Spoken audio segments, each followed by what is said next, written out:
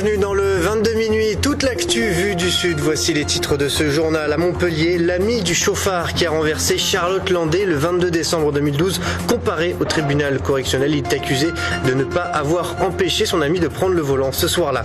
La mobilisation des policiers municipaux à Marseille. Ils ont manifesté aujourd'hui dans le centre-ville pour réclamer une harmonisation des primes de risque. Et la découverte étonnante du CNRS ex-Marseille. Les chercheurs ont identifié un virus géant vieux de 32 000 ans, un organisme prélevé dans les glaces éternelles de Sibérie. Enfin, l'avant-première mondiale du film de Rémi Gaillard, c'était hier soir à Latte. L'humoriste a pu compter sur le soutien de beaucoup de fans venus l'applaudir.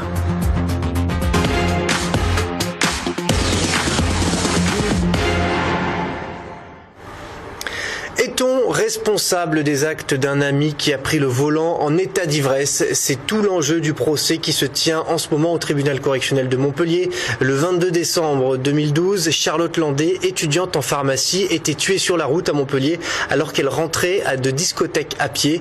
En janvier, l'automobiliste qui l'a percutée cette nuit-là a été condamné à 6 ans de prison pour homicide involontaire avec circonstances aggravantes. Aujourd'hui, c'est son ami qui est sur le banc des accusés. Mustapha Bouchan aurait laissé partir le chauffard au volant de son véhicule tout en sachant qu'il est ivre et sous l'emprise de stupéfiants. Réaction au micro de Vincent Bordignon et Baptiste Powosky. Il y a déjà des jurisprudences de la Cour de cassation qui ont été rendues en 2010, février 2010, décembre 2010, qui amorcent un processus et qui concernent des affaires similaires où vous avez des gens qui font des soirées, qui sont ivres, et les gens qui les laissent repartir en sachant parfaitement qu'ils sont ivres sont condamnés sur ce fondement-là.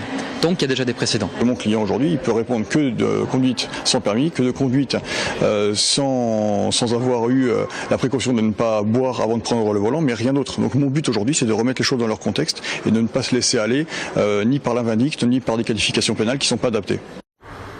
On reste au tribunal correctionnel de Montpellier où 2 mois de prison avec sursis ont été requis à l'encontre d'un homme accusé d'avoir injurié le premier couple de mariés homosexuels français. Ça s'est passé le 29 mai 2013 au moment où Vincent et Bruno Boileau-Autin se mariaient à l'hôtel de ville de Montpellier. Dans la foule présente là des anti-mariage gays qui avaient insulté le couple. L'homme qui comparaît depuis ce matin est accusé d'être l'un d'entre eux. Direction Marseille à présent avec la colère des policiers municipaux. Il s'agit d'un appel national de 3 syndicats. Les agents ont manifesté aujourd'hui dans le centre-ville pour des revendications salariales, des revendications qui portent principalement sur les primes de risque. Les explications avec ce reportage de Thierry Trésor. Les policiers municipaux sont exaspérés, ils l'ont montré cet après-midi à Marseille. Ils étaient près de 200 à manifester du Vieux-Port à la préfecture. Ils n'acceptent pas la décision du gouvernement de revenir sur l'accord entre l'association des maires de France et les policiers municipaux au sujet de la revalorisation, de l'uniformisation de leur prime de risque ainsi que de sa prise en compte dans leur retraite. Comment ça se fait qu'un policier municipal puisse toucher une prime à 10%, 12%, 14%, jusqu'à 20% dans certaines communes, et comment ça se fait qu'on n'a pas tous la même prime, quoi. Un policier maintenant il cotise pendant 42 ans pour atterrir au bout du compte à 1200 € par mois, alors qu'il y a un rapport sénatorial qui montre bien qu'il y a un trop d'écart entre les retraités de la police nationale et les revenus d'un policier municipal et d'un policier national. Au-delà de ces considérations financières, les agents de la police municipale se sentent abandonnés par leurs élus, même si la sécurité et leur rôle sont au cœur de la campagne des municipales. On est aussi relativement déçus par les élus en général, donc qui ne nous considèrent pas. On l'a vu encore aujourd'hui, une délégation devait être reçue par l'adjointe à la sécurité de la ville de Marseille, Madame Cosmantier, pour ne pas la nommer, et au dernier moment elle a annulé sans motif apparent, donc elle montre à quel point elle tient la police municipale, d'autant plus qu'elle en a la charge. Et si leurs revendications ne sont pas entendues, les policiers municipaux pourraient durcir le mouvement à l'occasion des 2 tours des élections municipales. Dans l'actualité également aujourd'hui, la déception des sages-femmes. Leur métier n'est pas reconnu comme profession de praticien hospitalier. Il est juste reconnu comme profession médicale. C'est pourtant ce qu'elle réclamait, le statut de professionnel hospitalier. Les annonces de la ministre de la Santé, Marisol Touraine, ont donc provoqué la colère des sages-femmes qui comptent reprendre leur mouvement de grève. On écoute une de leurs représentantes à Marseille, interrogée par Romain Péric. Aujourd'hui, la volonté est comme, et à l'instar de la profession, toujours de nous laisser à part. Pourquoi ? Voilà, ma grande question, c'est pourquoi laisser encore les sages-femmes à part des autres professions médicales ? Et finalement, ça fait 4 mois qu'on fait la grève de façon polie, on est assez correct, on n'a pas trop embêté le public, on n'a pas vraiment gêné la marche le bon fonctionnement du service public, et ça n'a pas suffi, donc va s'en suivre une grève dure qui risque de gêner le public et de mettre en branle le fonctionnement de le public. Et puis, autre conflit qui s'enlise, celui des pompiers de l'Hérault. Le préfet dit regretter dans un communiqué l'intransigeance de certains représentants syndicaux, alors que le bras de fer avec la direction du service départemental d'incendie et de secours dure depuis le 11 décembre dernier. Il déplore, le préfet, le rejet par l'intersyndicale d'un 4e protocole d'accord. À l'origine, le conflit porte sur les régimes de travail et la mise en place localement de la réforme de la filière. Autre titre ce soir avec une étrange découverte par une équipe du CNRS Aix-Marseille. Ces chercheurs ont réussi à identifier un virus géant, le pitovirus, un organisme vieux de 32 000 ans qui sommeillait dans le permafrost sibérien. Une découverte surprenante mais aussi inquiétante. Reportage Samuel Belbachir et Jade Partouche. Un virus géant vieux de 32 000 ans, c'est ce qu'a découvert l'équipe de recherche dirigée par Chantal Abergel et Jean-Michel Claverie. Un échantillon de permafrost sibérien, un sol gelé de manière permanente. Le permafrost est une zone riche en minerais et en pétrole. Mais les chercheurs mettent en garde, si le pitovirus est non pathogène pour l'homme, d'autres virus pourraient être réveillés en cas d'exploitation. On peut maintenant imaginer que ça va être possible de réaliser des forages à ces endroits-là, donc amener des gens, amener des machines et pouvoir commencer à prospecter ces ressources. Et ce qu'on dit, c'est attention, en descendant à 30 mètres de profondeur, on ne se garantit pas qu'on ne va pas éventuellement remuer des choses qu'on n'aurait pas envie de remuer. Il faut peut-être aller voir d'abord de quoi sont composées ces couches de permafrost avant de chercher à aller de plus en plus profond. Le pitovirus est dit géant car il peut être observé à l'aide d'un microscope classique. C'est le 3e virus géant découvert à Marseille après le mimivirus et le pandoravirus en 2003 et 2013. Pour les chercheurs de l'IGS d'Aix-Marseille Université, cette découverte ouvre un large champ de possibles. Le fait de comprendre à quoi servent leurs gènes, ça pourra permettre aussi d'identifier de nouvelles voies métaboliques et donc pourquoi pas des médicaments, enfin des choses comme ça qui sont peut-être un peu plus concrètes. Il aura fallu presque 2 ans à cette équipe de chercheurs pour découvrir le pitovirus. Des chercheurs qui ont fait de l'étude des virus géants une spécialité locale. On passe au résumé de l'actualité de la journée en bref et en images. Franck Chassagno. Les étudiants infirmiers dans la rue, ils étaient plusieurs centaines à manifester un peu partout en France. Les futurs infirmiers protestent contre la décision des cliniques privées qui ont décidé de suspendre leur stage de formation à partir du 1er mars. Chaque année, 20 000 élèves infirmiers de première, deuxième et troisième année effectuent des stages dans les établissements hospitaliers privés, des stages obligatoires pour valider leur diplôme. Bernadette Chirac contre-attaque. La conseillère générale UMP de Corrèze s'oppose au redécoupage de la carte cantonale de son département.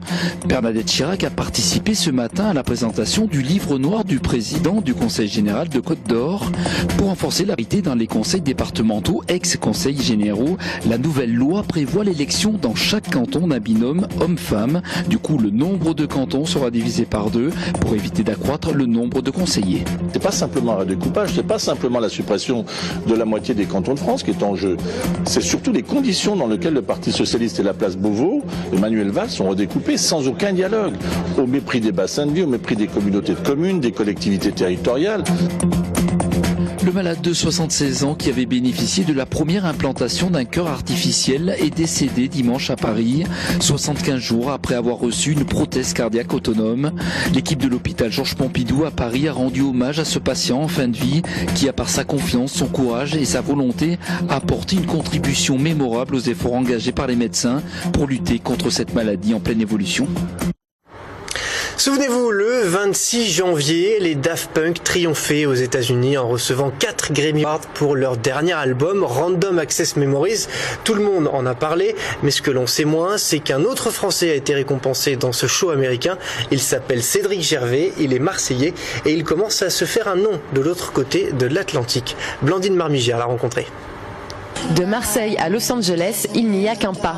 Cédric Gervais, Marseillais de 34 ans né au Vallon des Offs, a reçu cette année le Grammy du meilleur remix pour le remix de la chanson de Lana Del Rey, Summertime Sadness. J'ai grandi à Marseille, je pensais pas à ça, je pensais pas me retrouver sur une scène, gagner,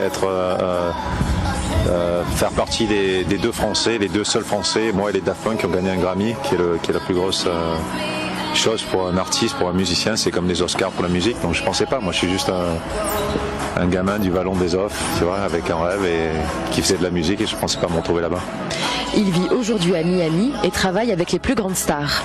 Malgré tout, ses pieds sont toujours bien sur terre. Moi j'ai toujours les mêmes amis depuis que j'ai commencé à Marseille d'ailleurs, qui ont grandi et qui ont fait des belles choses. Et j'ai grandi avec ces gens-là et on a commencé de rien, on n'avait rien au début, c'est ça qui et ces gens-là me rappellent tout le temps parce que des fois je fais des trucs, je perds un peu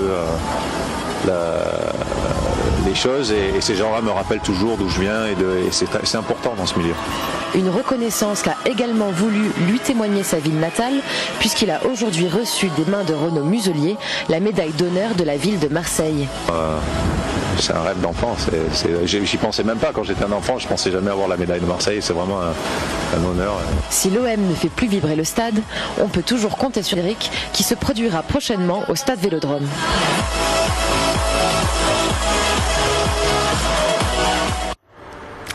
Autre événement, il y avait du monde hier au CGR de Latte pour l'avant-première de N'importe qui, le film de Rémi Gaillard. L'humoriste montpelliérain est devenu populaire en faisant n'importe quoi sur le net, des vidéos vues des millions de fois. Il passe au grand écran avec un film tout public du jeune réalisateur Raphaël Friedman qui se met dans son univers. Je suis heureux parce qu'il y a eu un super accueil du public. En même temps, c'est à Montpellier. Est-ce que c'est objectif? J'en sais rien. J'espère que oui. Moi, je vous propose un truc. Interviewer les gens dans la salle, on verra. J'ai beaucoup ri. Je connais bien le travail de Rémi Gaillard, étant montpelliéraine depuis longtemps. Mais j'ai beaucoup ri. Il y avait beaucoup de sketchs que je connaissais pas. Je le recommande vraiment à tout le monde. Super. Mais comme on le savait un peu déjà, parce qu'on connaît déjà un petit peu la bête. Ça fait 20 ans qu'on le connaît, donc voilà. Mais pas en film. Mais par contre, c'était bien à tous les niveaux, je dirais. Franchement, pour tous ceux qui l'ont pas encore vu, ils vont se régaler. Il est parfait. Et moi, je pense même qu'avec des sous-titres pas mal, il peut faire le tour du monde, ce film. L'humour universel, c'est pour tout le monde. Allez-y, c'est tout con, c'est tout simple, mais c'est excellent. Et en plus, ce qui est génial, j'en profite sur TV Sud, c'est que ça fait la pub de Montpellier, comme quoi c'est une ville de fous. Elle est monstrueuse, cette ville, on l'adore. C'est bien représentatif de tout ce qu'il a fait auparavant, donc voilà, c'est un bon résumé. Il était super. Impressionnant, donc très, très rigolo, ça fait longtemps que j'avais pas ri autant. C'était super, super.